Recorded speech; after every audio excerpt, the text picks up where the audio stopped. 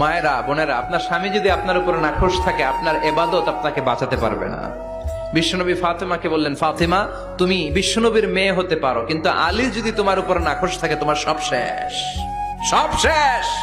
আবার বিশ্বনবী বললেন, আমি যদি এক আল্লাহ ছাড়া কারো সামনে মাথাটা নত করার বিধান দিতাম, এক আল্লাহ ছাড়া যদি কাউকে সেজদা করতে আমি বলতাম, আমি দুনিয়ার সব নারীদের বলতাম স্বামীর পায়ে সেজদা দিয়ে পড়ে থাকো। কি সম্মান আল্লাহ দিলেন স্বামীকে। আপনার জান্নাত আপনার স্বামীর ভেতরেই। স্বামীকে সন্তুষ্ট করেন, স্বামীর আনুগত্য করেন, দেখবেন ফ্যামিলিটা সুন্দর হবে। আর স্বামীরা স্ত্রীদেরকে ভালোবাসেন, স্ত্রীদেরকে ভালোবাসার গল্প শোনাবেন, দামি দামি শাড়ি কিনে দিবেন, তারপরে রাত্রিবেলা গান শোনাবেন। আধরাতে যদি ঘুম ভেঙে যায়, মনে পড়ে মোরে প্রিয়, চাঁদ হয়ে রব আকাশের গায়ে, বাতায়ন খুলে দিও।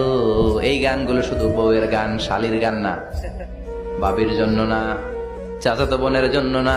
উল্টা পাল্টা জায়গায় করলে গুনাহ আছে না নাই? স্ত্রীর সাথে প্রেম নিবেদন করেন।